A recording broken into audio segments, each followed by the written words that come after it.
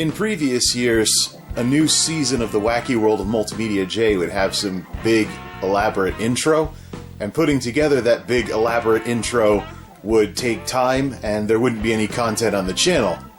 Let's skip all the fancy stuff and just get back to what we want to do here!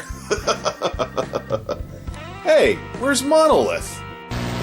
The Wacky World of MultimediaJay. This must be what it feels like to be an eBay sniper.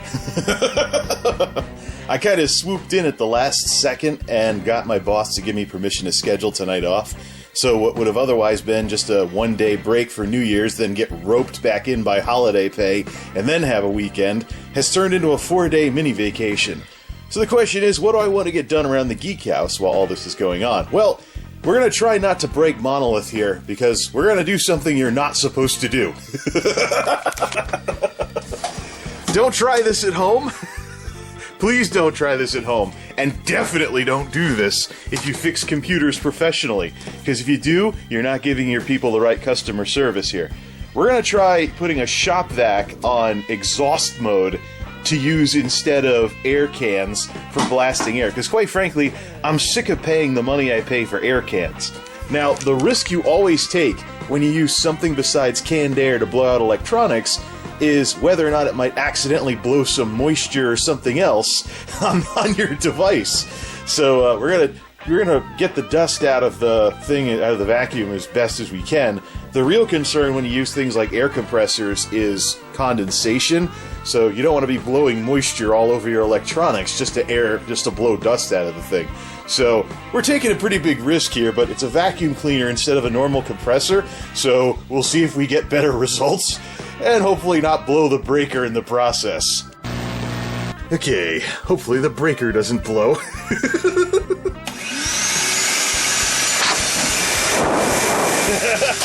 Whoops! The attachment fell off. Epic fail.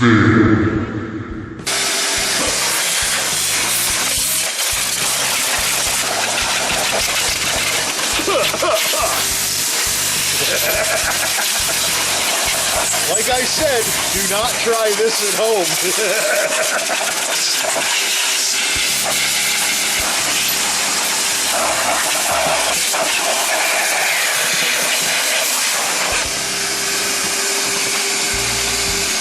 It's not as effective, but what you definitely don't want to do is put it the other way around and try to vacuum stuff, because it'd be nice not to accidentally vacuum a capacitor or something.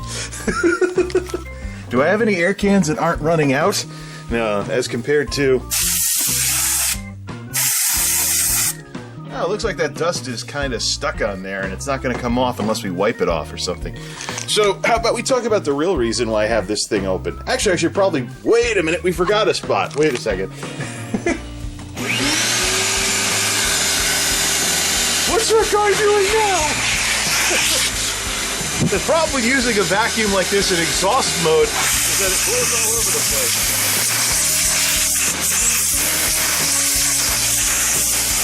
Pop open the front. Who cares if that just blows off to the side for a bit? Nope, hold on. Ew. That's airborne carpet dust that's making it into the computer, which means the bottom of the main rug in the project area is getting pretty worn. Oh, brother. I think half the difficulty in doing this comes from trying to do this with one hand while holding a camera. Maybe I should quit being a lazy ass and go get the tripod.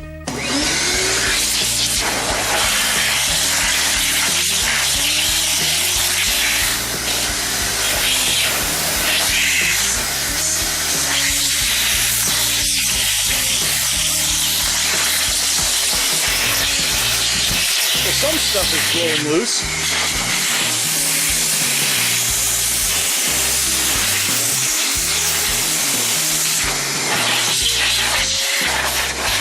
Oh, look at those airborne dust bunnies.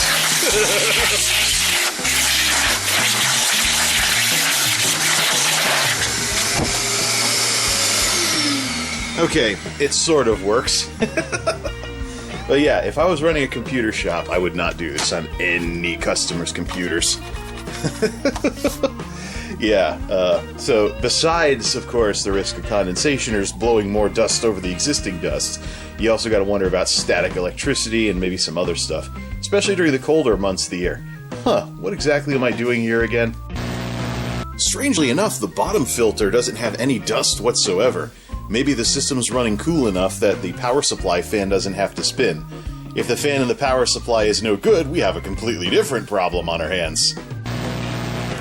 Well, yes, I do believe the down fan should be very good for drying off my washed filters now that I've put them in the sink. At least the filters are dishwasher safe, but you don't even need a dishwasher. I don't know what that impression's supposed to be, but oh well. Now, the real fun of sicking an exhaust vacuum on a computer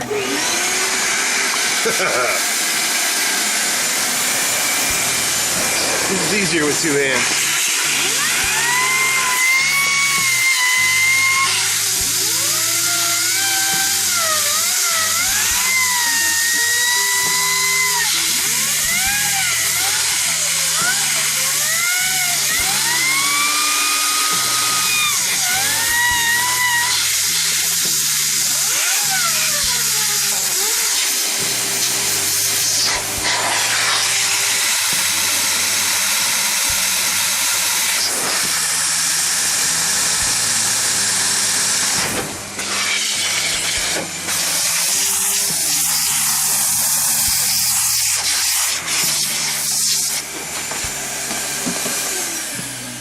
I'm having a little too much fun with this. And after all that nonsense, does everything still work?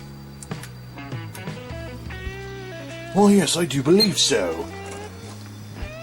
Knock to a fan is spinning. Big fan is spinning. Front fans, yeah, I can see that they're spinning. 1, 2. The dust is kind of changing the color on those things. And even this thing is spinning.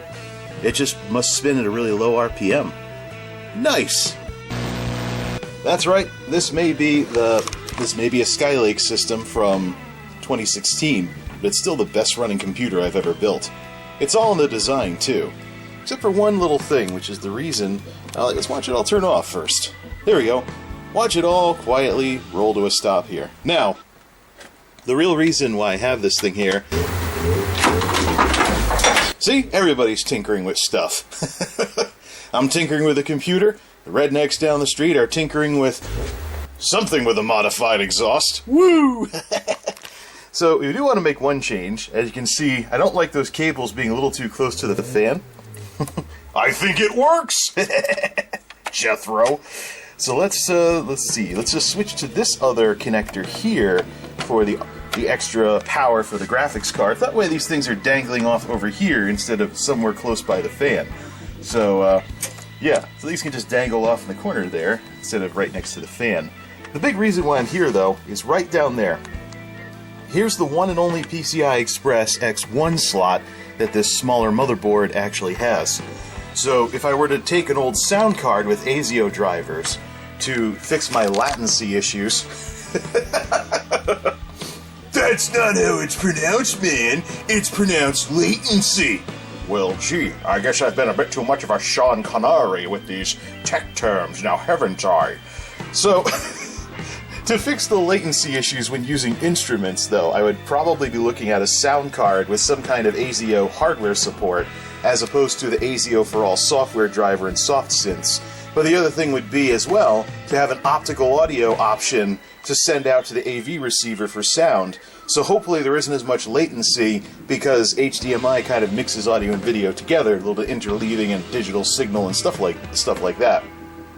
So I gotta figure something out, though, because the latency that's introduced by using any kind of MIDI keyboard with what I have right now is just too high. You're talking like nearly half a second after you push the key on the keyboard, it sounds on the computer.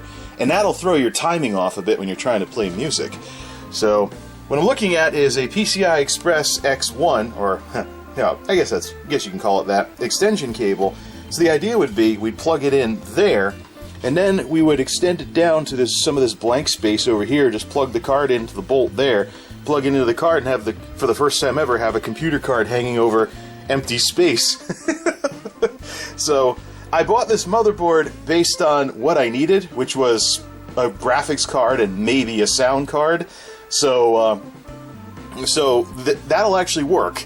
It's just that I didn't pay close enough attention to where the ports were located, because your average graphics card is about yay thick. So we put a sound card in there. We could probably jam it in, but we'd be blocking at least one of the two fans for the graphics.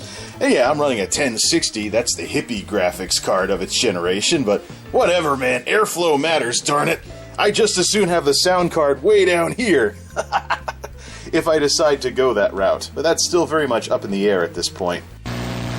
It is now hours later. Hey, what can I say? I plugged the original computer back in and the rest is history. Speaking of which, what PCI Express 1 options does the Dellosaurus have, if any? Same issues as Monolith. The X1 port is right next to the graphics card port. So there's really no way to get something like that working in this machine, and there's really no point, because the minute I get an extension cable to have this go a little further down to mount the card, I might as well do that in Monolith, like I mentioned earlier. Well, this thing still works. Unfortunately, sitting on the floor as long as it did was not kind to it whatsoever. Check out all the rust. Check out all that ugly looking, I think this is rust. This originally was painted metal, but this case is circa 2007, 2008. So, yeah. It's seen its share of sitting around. Not good for something made out of metal. The interesting thing about Tuxedo these days, though, is with all the things I'm trying out with music, the sound cards that I used to have, I just stuffed them all in here because I couldn't find anywhere else to put them. I wonder if maybe one of these could be transferred to maybe a lower power machine, and then put an ASIO driver on them from Creative that works with Windows 10, and see if we can get the latency down coming out of the MIDI keyboard.